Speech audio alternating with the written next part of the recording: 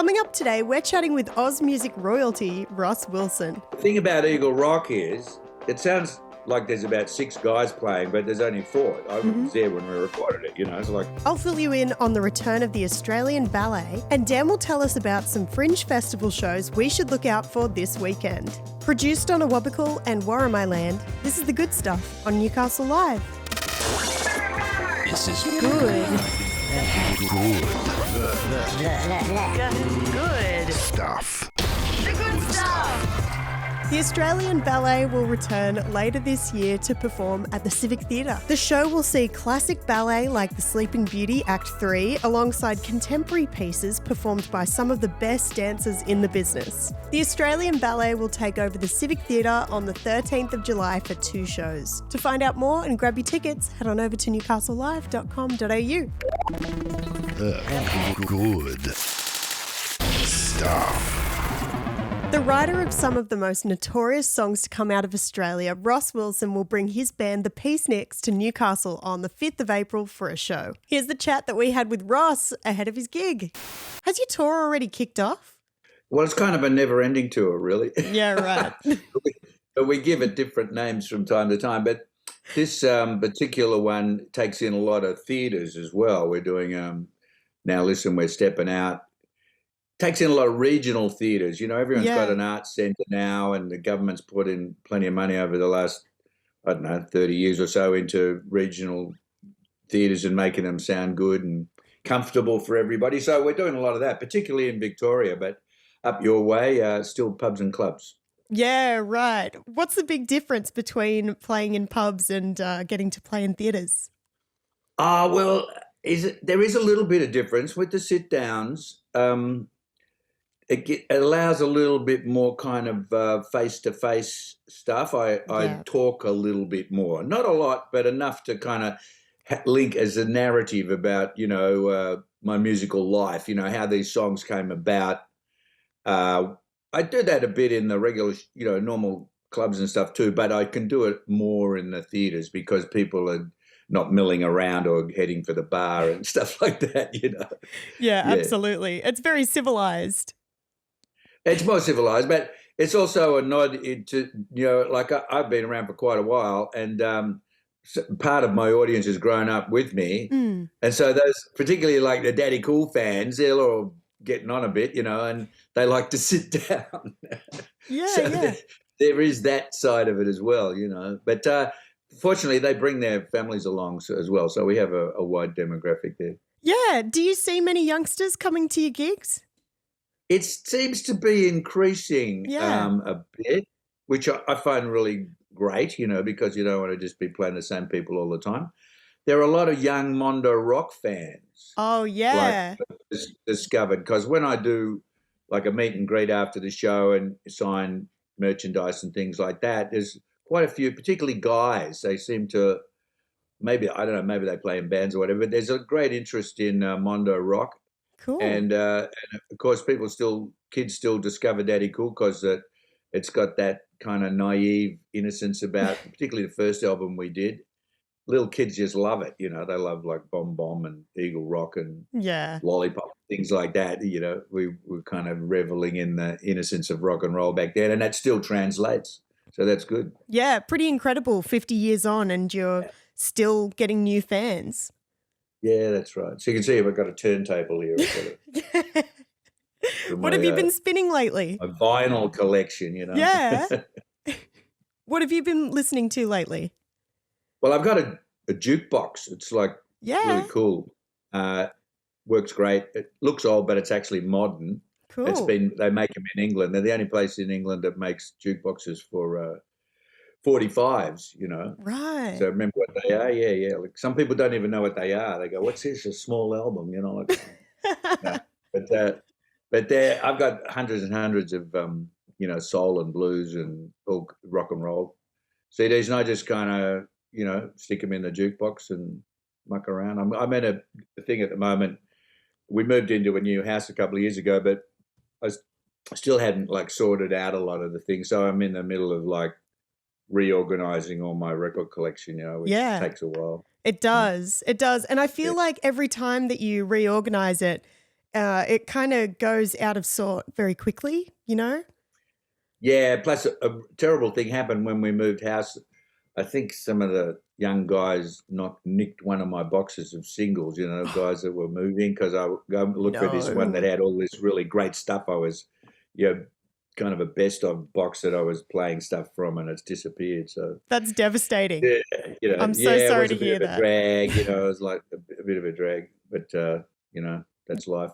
Yeah, And totally. but I still collect. I still got there's a great site these days called, I know you might know about it, called Discogs. Yeah. And you go on there, find just about anything. If you can't find it there, you probably can't find it anywhere.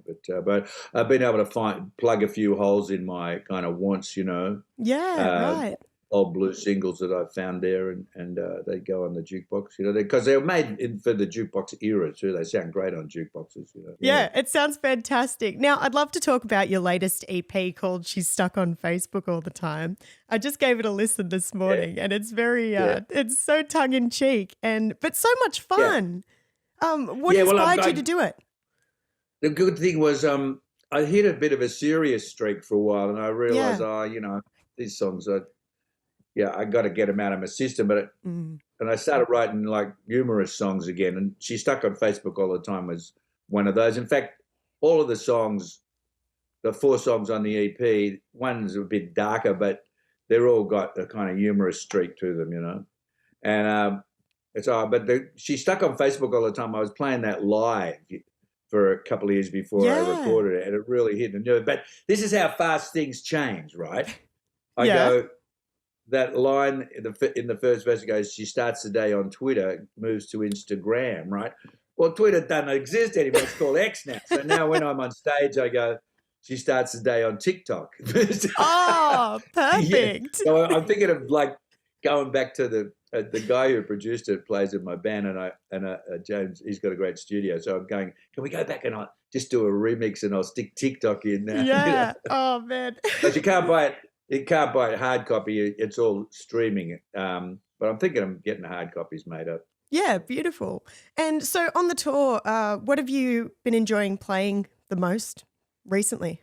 We've got a really nicely constructed set that does change a bit, but I sort of suck the people in with a few things at the beginning, and we get a bit of a sing-along going with things like Come Back Again. So if I get the people are like playing ball, it all becomes really easy, you sort of, and then in the middle I kind of take a bit of a curve and we play a bit more bluesy stuff, cool, including things from the EP.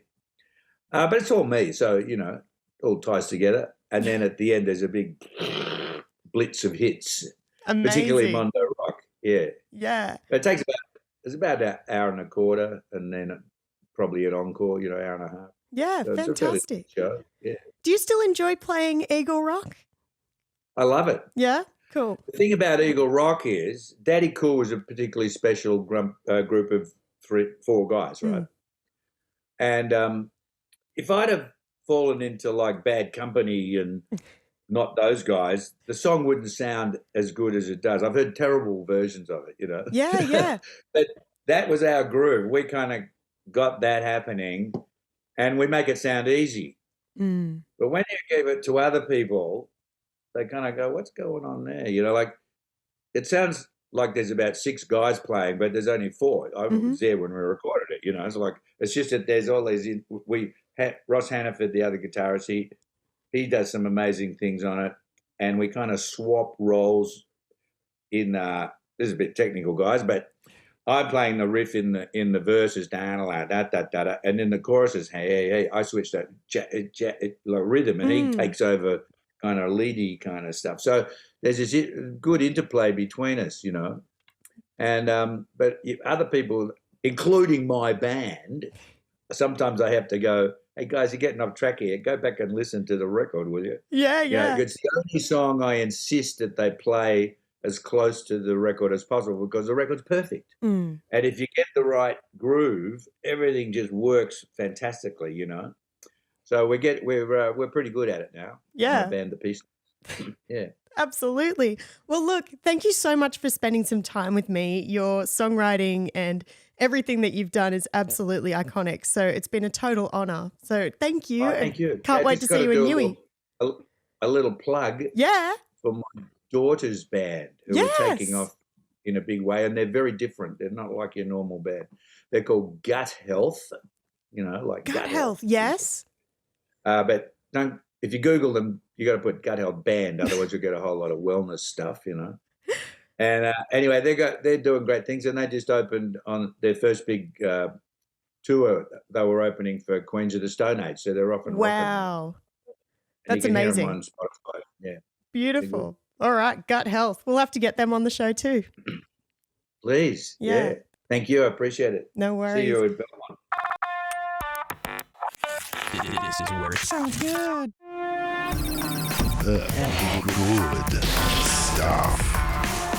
The 2024 Newcastle Fringe Festival is off and running, and there are some amazing shows coming up this week. The lineup features unmissable shows like They Came From Uranus, Carmen the Cabaret, and Tales of Colour. You can check out the full lineup over at the Fringe Festival website or hit newcastlelive.com.au to see the list of some of our favourites. The good stuff. That's it for the good stuff today. So good to see you again. Sorry for disappearing. Would love to say a big thank you to Ross Wilson for joining us. What an absolute honour to get to chat with him. Hopefully we'll see you tomorrow from 4 p.m.